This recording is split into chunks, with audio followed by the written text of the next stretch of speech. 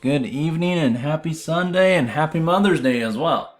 I had a wonderful chat with my mother, and now we are going to analyze the markets, see what's going on, and just kind of give you an overview of what my plan is going forward for the next week. Just trading my portfolios, see where we're at and everything. So right here, this is the E-mini S&Ps. They are up $11, which is barely anything. That's only a 0.38% move. Super tiny, not a big deal. Might as well be flat.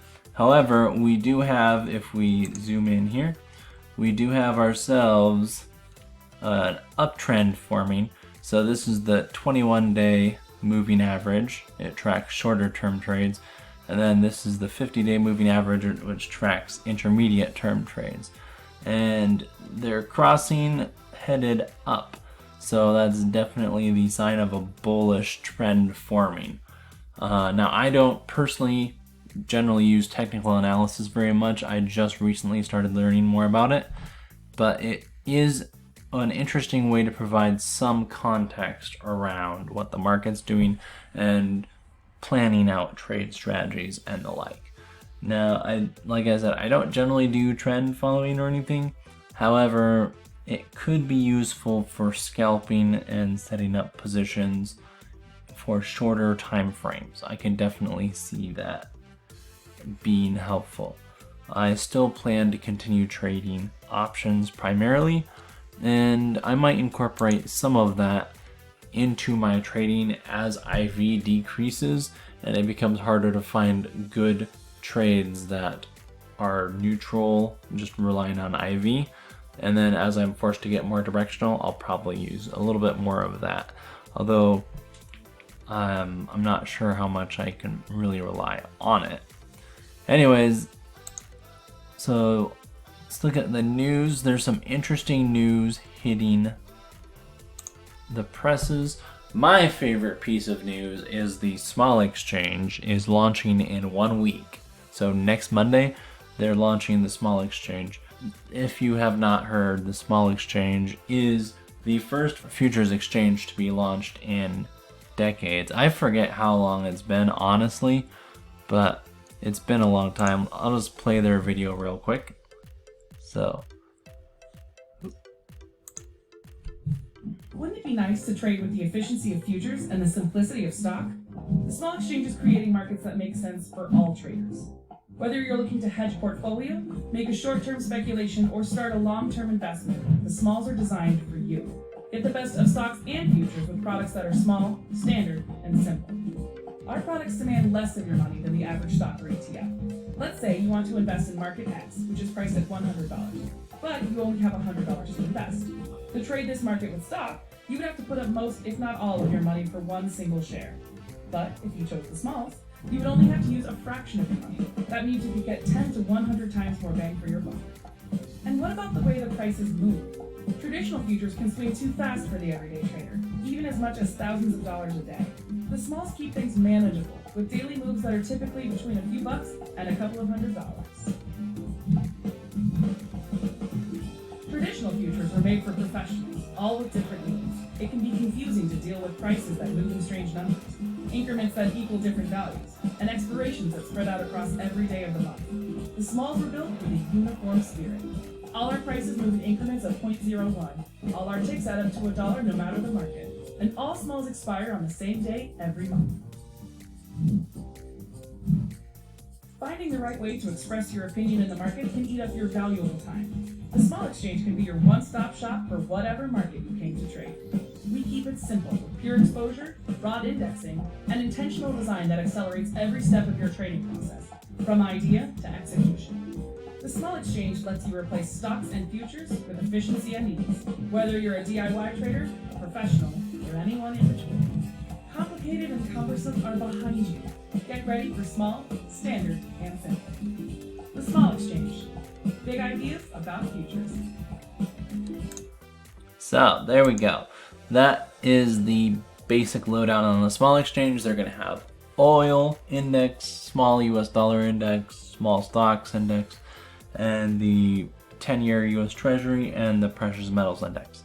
So and it'll cost between, I think it's like $200 to $400 in buying power, which is perfect because for me, I think $450 represents about 5% of my account liquidity. So, and I don't want to risk more than that because if you get multiple losing trades, it becomes very difficult to make that back. It's hard to make progress with a small account. Let's just put it that way. Beyond what they mentioned in the video, this is going to be a futures exchange, and so futures benefit from the fact that they are not under the pattern day trading rules, which is amazing because that means I can literally just buy in and out and scalp movements in the underlying if I wanted to. I'll probably primarily be using the small exchange to hedge and scalp, so just shorter, smaller term trades or hedging if I'm worried about a big move in the market, which would be really nice because I am a little bit worried about a big down move in the market. The market's trending up, but that's not to say it can't have a correction or something. Like no one's going to be able to predict or time that. You can look at all the indicators you want, but honestly, I do believe it is pretty random in the short term. Just about impossible to know exactly what the market's going to do. Now let's move on. So there's some interesting news about Tesla and Microsoft. But yeah, so Tesla's trying to reopen their plant, which is exciting news for them. I am a huge fan of Tesla, and they're actually suing California, I believe. Let's see. Tesla Fremont plant lawsuit. So they filed a lawsuit against Alameda County, which I guess is the county that they're located in. I had no idea, but anyway, they filed a lawsuit, so that's exciting. And Elon Musk is sick of this entire shutdown, and honestly, I'm kind of tired of it too. I really think the government overreacted by shutting everything down, and I'm not just saying that just because I'm frustrated because I'm not able to work like normal or something. Really, this is impacting the food chain. The grocery stores are understocked. There's going to be food shortages. It's just not a great situation all around, and I've been kind of surprised, but like everyone else, at how aggressively the market's been rallying.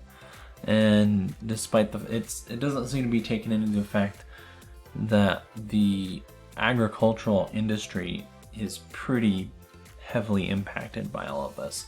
In fact, I applied, so I am a sole proprietor. I applied for an EIDL loan when it reopened, and my application was straight up denied because I don't work in the agricultural industry. And so at the moment, they're only accepting applications for folks in the agricultural industry, and that's really concerning to me because that means that they don't have enough stimulus to keep the farmers going and the economy as well. I mean, they are part of the economy, but the non-farming part of the economy. That's not a good sign. It's really, really bad news, and definitely a concern in terms of making sure we can put food on the table. And the only reason that's happening is because the government closed the entire economy. And I understand it was a tough call to make. Like you have to decide, hey, are we going to be preserving people's lives, or are we going to be keeping people's livelihoods and stuff? Now, it's not just about the livelihoods though, because now it's about literally putting food on the table. And I think that's part of the reason why people are trying to reopen now, is they're realizing, oh, we just screwed ourselves over by shutting everything down. And there's going to be food shortages if we leave everything shut. Like, the stimulus package isn't gonna matter if you can't get food with the money that you receive. Honestly, yeah, it's not gonna make a difference if there's just no food. So, and that's just a factor of shutting down the economy. You don't know if you close everything how that's going to impact. There's so many factors involved. It's so complicated. Yeah, anyway, it's just a bad situation. And I think we'll get past it. It's just not pleasant to think about. So, and this article just kind of highlights what I was just talking about. They didn't really go into, they're more concerned about the difference between the sell-off isn't as big as they were expecting, which I think is kind of dumb. We did have a big sell-off, okay? And now we've had an adjustment from the sell-off, and the markets are rallying again. And so they're kind of whining that, oh, we need more sell-off. I've felt that way in the past, like a year or two ago, and honestly, the market can do whatever it's gonna do, but I am a little concerned about the agricultural aspect. I don't know if how much that's hit the news yet. So, anyways, and then there was an interesting little story. This trader he was trading oil when it went negative and buying up 1 penny contracts, which were at the time actually negative. I don't even know how that works, but I thought it was really cool. Interactive Brokers actually not refunded, but basically restored his account, which is amazing.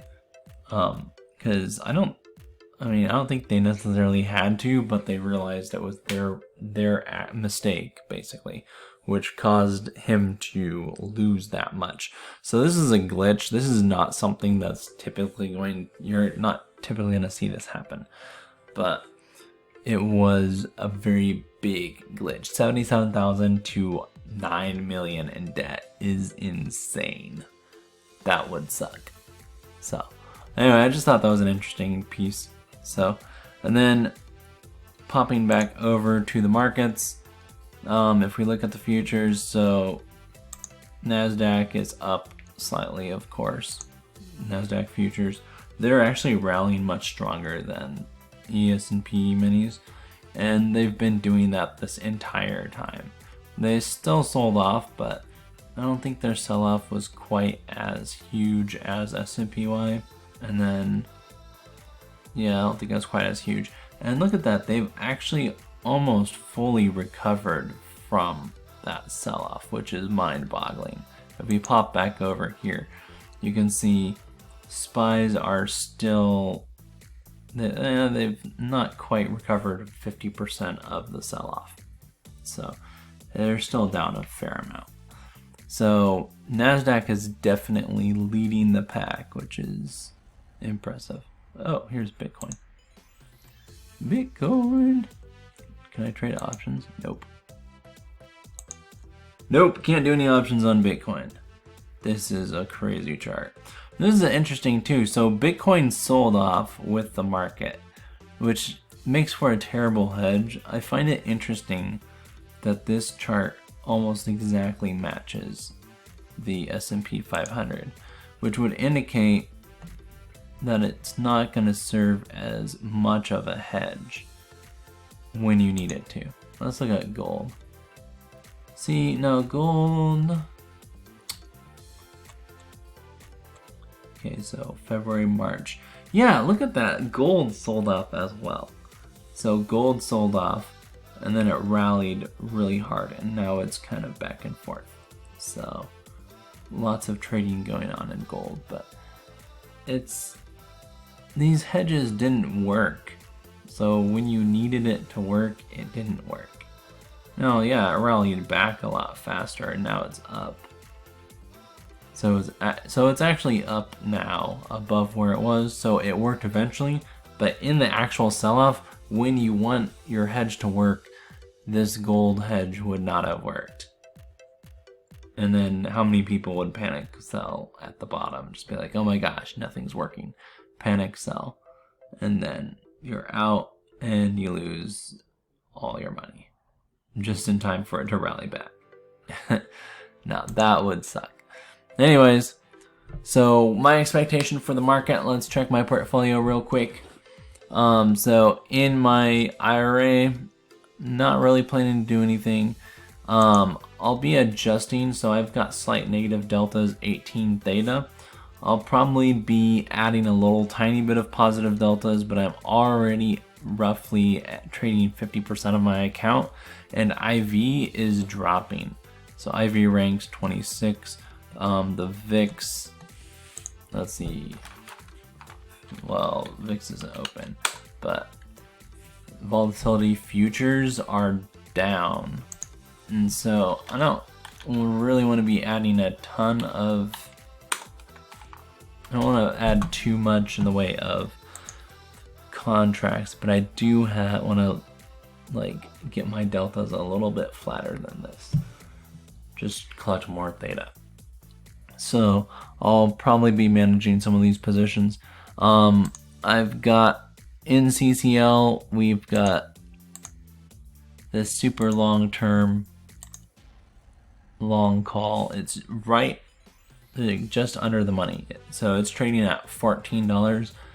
I need Carnival to go up another $1 to put my longs in the money, and then these short options, I'm just gonna hold that short call, and I might roll it out. Let's see. So if it keeps rallying, I might roll to July and see if I can roll up. See, yeah, I can roll up for a credit, a 6-cent credit if I wanted to. What did I put this on for? 485. So yeah, if I can roll for a credit, I might roll it out for a credit, give myself more upside room, and I'll probably try to take $100 to between $100 and $200 out of this trade in the long term, just because I want to get some good solid compensation for taking that much risk. Delta Airlines, this, I think this is, yep, that's a ratio spread.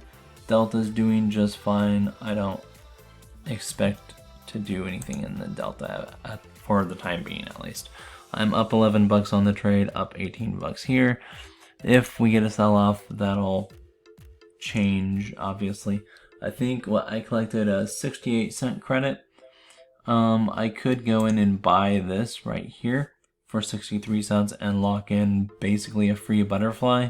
And what that would do, that would give me some negative deltas. I don't really need the negative deltas, but it would also free up almost $200 of buying power, which is definitely an option. So I'll be exploring that next week if this continues to profit. And then we pop over here into EWZ. This is a fun little trade I put on. So last week, let's see, I put it on with my Discord group, traders in my Discord group. So we've got the difference in IV right here. So 64% IV versus 42%. Total IV rank is pretty high, so normally I wouldn't do a poor man's covered call in high IV. But because the near-term IV was so much more expensive than the longer-term IV, I could put this trade on for $4.25, which is ridiculously cheap for going out 2 years. Like, that's January 21st, 2022. That's almost 2 years away. And EWZ, if you pop in, yeah, if you look at their chart, they're trading at all-time lows right now. Like, very close. Let's see, the lowest point is 20 bucks. So they're trading just above their all-time lows. And yeah, they're in a downtrend. If you look at this is a pretty solid downtrend. But their IV is high. I'll be collecting these premiums, selling the 26 strike, and then if they start to rally, I'll just focus on rolling those calls up and milking this trade as long as I can. So, and I'm gonna try to, with EWZ, I'll try to hold it until 25%. So I want to get about 100. Yeah, I'll probably try to pull it off with 125 bucks in profit on that trade. So I might even put in an order to close at 550. But yeah, Macy's, I'm just rolling. There's no change in Macy's. IV is very high, and year to date, if we pop in, I'm down $43 on Macy's for the year. So I'll just keep rolling, collecting those profits. Milking that IV, that theta decay, man. Netflix, there's nothing to do in Netflix. It's just a butterfly. Free butterfly, already locked in my profits. And then on the Qs have been rallying so hard. If we have a sell-off in Qs at all, I'm going to be rolling these up to take advantage of that sell-off. Just reduce my risk in Qs with that Iron Condor. So, SPY, we've got basically a broken wing butterfly, which is fully in the money. And then this trade right here, oh yeah, I forgot. This trade right here is just a Jade Lizard. This is in profit. Again, if I get a sell-off, I'll be rolling this up to right about there and locking in more premium. Hopefully making even more profit on that sucker. AT&T's been treating me quite well. So again, AT&T, same with Macy's. I'm just collecting more premiums. AT&T was one of my biggest losers. And I think CT, I'm still down. Oh, I'm down less than 300 bucks now. I'm down 280 bucks. So I'm slowly whittling away at that position. The only thing that I'm concerned about is AT&T's IV rank is starting to drop. So once it dips below 30, I'm gonna have to decide if I want to keep working this AT&T position, just keep getting the experiment running, or if I want to switch tax and move to a stock with better IV. But just for the sake of the experiment, I'm kind of leaning towards continuing it, even though it won't be at that point the most ideal position to be trading. Oh, sorry. I am considering one last thing on T. So the extrinsic value, I've got 50 cents of extrinsic value there, but I've got none in the puts here. And that is not ideal. That just means I'm only profiting when AT&T moves in the direction of my puts. And then I'm profiting a bit on the extrinsic value decaying in the calls. But what ideally I want to do is actually move this. So let's set up the roll. So buy these back. And then if I roll these out to the 28 here, I get 75 cents of extrinsic value. And I think it was a 37.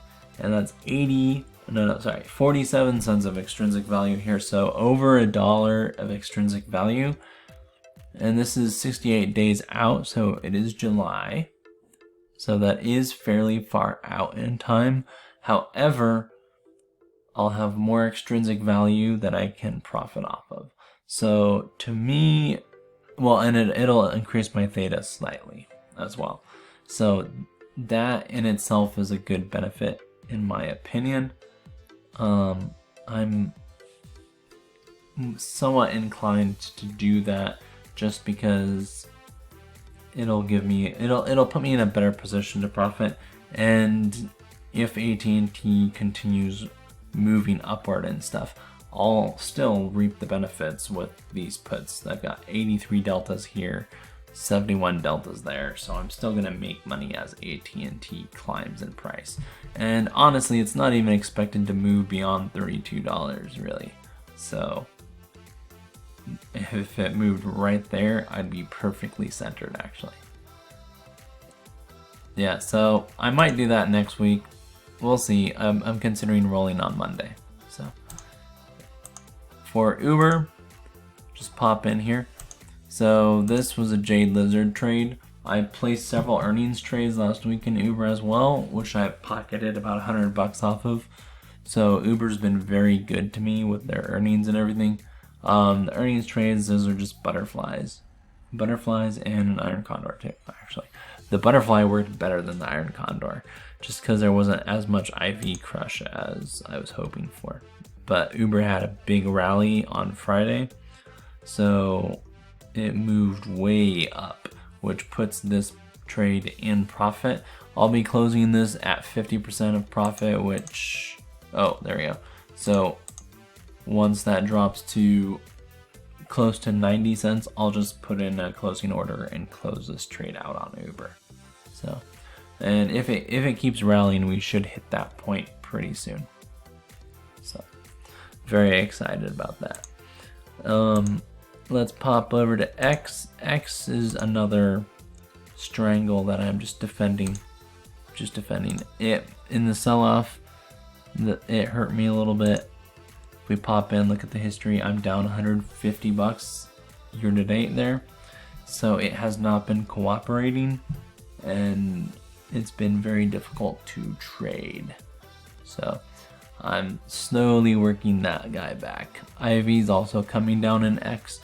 I'm not really running any experiments on it, so if IV dips below 30, I might consider closing it out and putting a trade on somewhere else, just to give myself a better probability of making money overall.